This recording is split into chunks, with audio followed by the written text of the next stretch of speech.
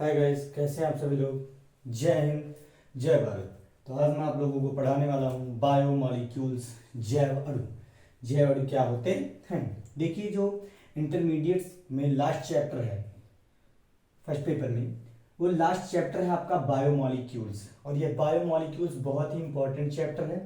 इसमें से हर बार क्वेश्चंस पूछा जाता है और बायोमॉलिक्यूल्स के बारे में कई बार पूछा गया है।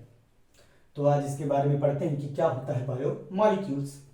देखिए, बायोमॉलिक्यूल्स की चर्चा करने से पहले हमें अच्छे से समझना पड़ेगा, क्योंकि बहुत से बच्चे बस जो रटी रटाई भाषा लिख के आ जाते हैं, हमें कुछ रटना नहीं है इसमें, बहुत सिंपल चीज़ है ये। तो बायोमॉलिक्यूल्स आप ध्यान से समझिए। बायो और plus molecules, bio plus molecules. Bio means क्या होता है? बायो मीन्स आपका होता है लिविंग। बायो मीन्स आपका क्या होता है? लिविंग, जीव, आप समझ सकते हो। और मॉलिक्यूल्स मीन्स क्या होता है? अणु। मॉलिक्यूल्स मीन्स क्या होता है? अणु। वे अणु जिससे लिविंग्स का फॉर्मेशन हुआ है, वे अणु जिससे जितने भी लिविंग्स हैं, जीवधारी हैं, उनका निर्माण हुआ है, वो होता है बायोमॉलिक्यूल्स या जैव अणु। अब कुछ आपके समझ में आ रहा होगा। अब मैं इसको आपको ऐसे बताऊं तो जितने भी जीवधारी हैं, जितने भी जंतु हैं, पौधे हैं, वे सभी किससे मिलकर बने होते हैं? बायोमॉलिक्यूल से। लेकिन एक प्रश्न और है इसमें। प्रश्न है कि यदि बच्चों से जब पूछा जाता है कि हमारा निर्माण किससे हुआ, तो शुरू से ही हमने कक्षा 9वीं से कक्षा 10वीं से पढ़ रखा है कि हमारा निर्माण छोटी छोटी कोशिकाओं से हुआ है। यानी कि हमारे जीवन के आधार जो होते, सबसे सबसे छोटी जो चीज होती है, सबसे छोटी इकाई होती है, वो होती है कोशिका। और कोशिका से मिलकर ही हमारा शरीर बना है, सभी जीवधारी बने हैं, सभी जंतु बने हैं, सभी पादप बने हैं। लेकिन एक क्वेश्चन एक और है कि जो कोशिका है वह किससे मिलकर बना है? तो जो हमारी कोशिका है वह कुछ निर्जीव पदार्थों से मिलकर बना हुआ है, कुछ लाइफलेस ऑर्गेनिक सब्सटेंसेस से मिलकर बना हुआ है। उस लाइफलेस ऑर्गेनिक सब्सटेंस को ही हम कहते हैं बायोमॉलिक्यूल्स। समझ में आ रही है आपको बात? क्या कि अब जब आपसे पूछा जाता है कि जीवधारी किससे मिलकर बने हुए, सभी जंतु किससे मिलकर बने हुए, तो आपका पहला उत्तर होता है कोशिकाओं से। और जब यह पूछ लीजिए कि व्हाट इज सेल, तो आप ये कहते हो कि cell is the smallest unit of our body. But कैसे बना हुआ है वो सेल, किससे मिलकर बना हुआ है? तो आपका आंसर होता है क्या कि कुछ निर्जीव पदार्थों से मिलकर बना हुआ है। और वह निर्जीव पदार्थ है बायोमॉलिक्यूल्स, जैव अणु। जैव इसलिए कहा गया है क्योंकि लिविंग्स का जो सेल है वो किससे मिलकर बनी हुई है? इन अणुओं से मिलकर बनी हुई है, इस लाइफलेस ऑर्गेनिक सब्सटेंस से मिलकर बनी हुई है, और उसे ही कहा जाता है जैव अणु। अब अगली चीज, अब यह जो जैव अणु है, जो कॉम्प्लेक्स वह कंपाउंड है, वह किससे मिलकर बना हुआ है? तो आप जान लीजिए कि छह तत्व, छह मुख्यतः छह तत्व हैं। कितने तत्व? छह तत्व हैं मुख्यतः। उनमें से जिससे मिलकर यह सारे अणु बने होते हैं वो है क्या? देखिए पहले इसको, वो है, पहला है कार्बन, सबसे मोस्ट इंपॉर्टेंट। फिर क्या है? हाइड्रोजन। फिर क्या है? ऑक्सीजन। फिर क्या है? नाइट्रोजन। फिर क्या है? Calcium and phosphorus. ओके, क्या? Calcium, hydrogen, oxygen, nitrogen. यहां पर क्या? Carbon, hydrogen, oxygen, nitrogen, calcium और फॉस्फोरस। इतने 6 तत्व हैं जो बॉडी का 98% भाग बना रहे हैं। ये इतने तत्व, ये 6 तत्व हमारी बॉडी का 98% ऑफ आवर बॉडी, हमारी बॉडी का 98% भाग बनाते हैं। या 6 तत्व है, बाकी के जितने तत्व हैं 2% उसमें आते हैं, यानी कि वह माइक्रोमॉलिक्यूल्स में हो गए। अब बात यह है कि ये जितने भी तत्व हैं आपस में मिलकर सरल अणु बनाते हैं, और सरल अणु आपस में मिलकर कुछ जटिल अणु बनाते हैं जो कि कार्बनिक होते हैं और लाइफलेस होते हैं। और वही लाइफलेस ऑर्गेनिक कंपाउंड आपस में मिलकर एक सेल का निर्माण करते हैं। और जब सेल आपस में मिलते हैं तो क्या बनता है भाई? टिश्यू बनता है। क्या बनता है? टिश्यू बनता है, ऊतक बनता है। और ऊतक आपस में मिलकर क्या बना लेते हैं भाई? मसल्स बना लेते हैं, मांसपेशियां बना लेते हैं। और वो मसल्स मिलकर क्या बना लेती हैं? ऑर्गन बना लेते हैं। और ऑर्गन क्या बनाते हैं भाई? ऑर्गन सिस्टम बनाते हैं। और ऑर्गन सिस्टम ही हमारी बॉडी है। Many types of organ system made body. तो विभिन्न प्रकार के जो ऑर्गन सिस्टम है वही तो हमारी बॉडी है भाई, क्योंकि हमारी बॉडी में विभिन्न प्रकार के ऑर्गन सिस्टम पाए जाते हैं। तो अब मैं आपको बता देना चाहता हूं कि इसका सटीक अगर डेफिनेशन आपको लिखना है तो आप क्या लिखोगे कि बायोमॉलिक्यूल्स, एक बार इंग्लिश में फिर हिंदी में समझा रहे हैं, बायोमॉलिक्यूल्स आर दोज, क्या आर दोज कॉम्प्लेक्स लाइफलेस, क्या लाइफलेस ऑर्गेनिक substances which, क्या लिखेंगे, which form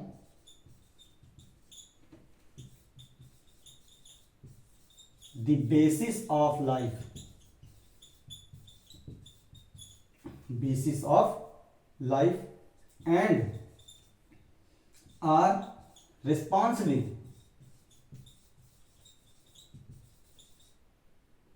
for the growth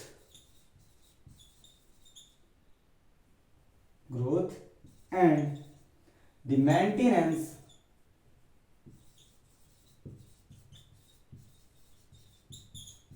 of the living system.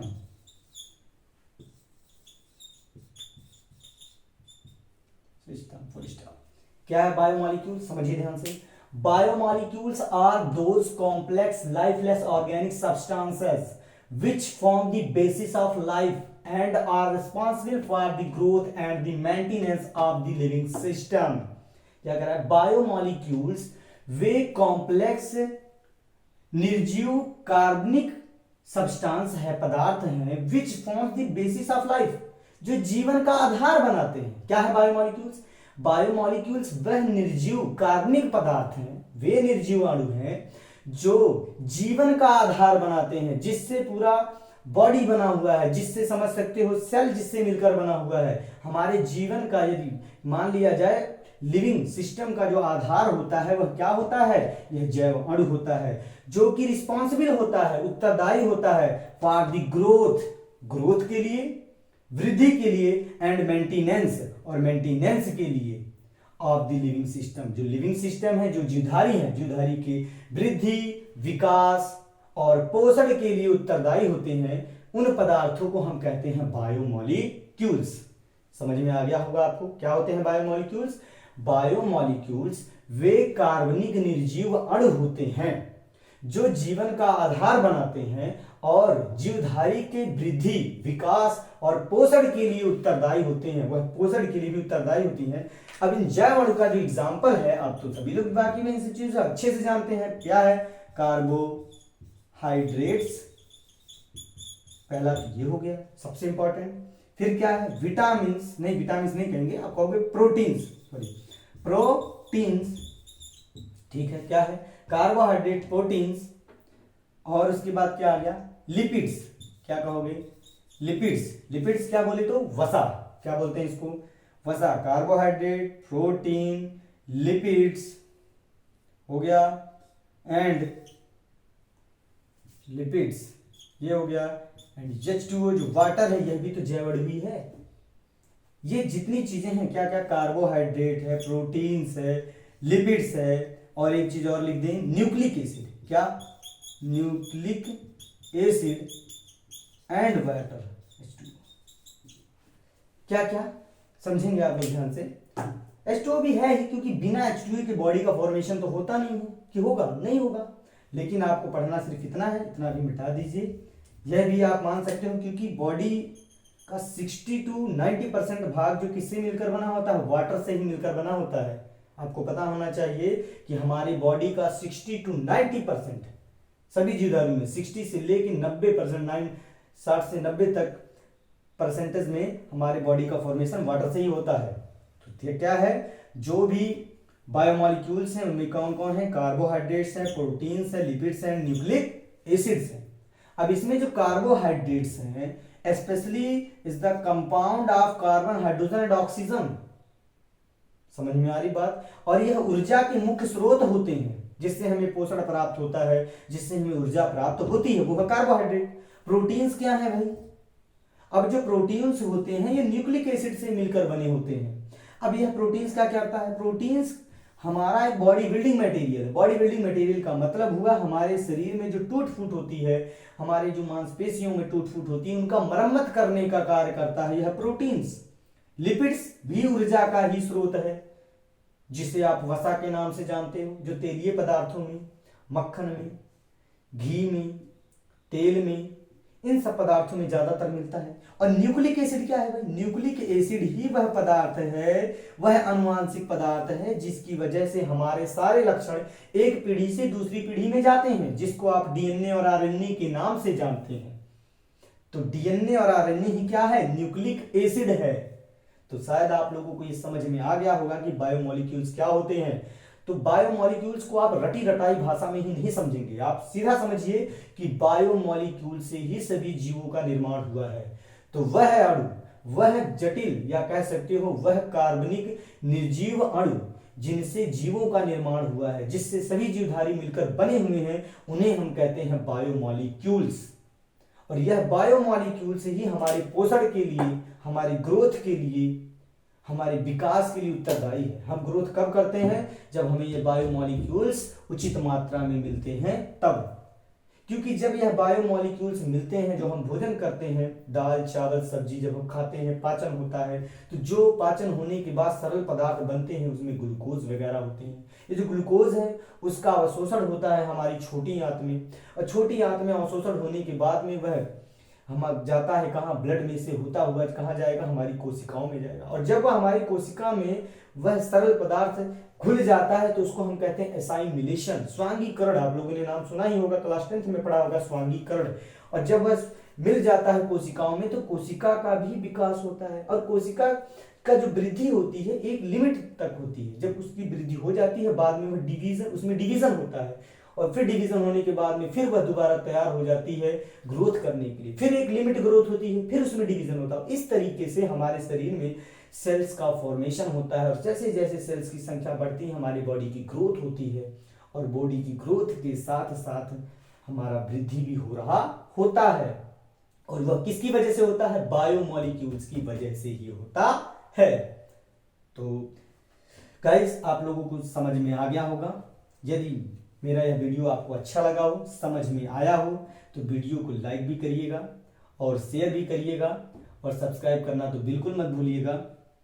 जय हिंद, जय भारत।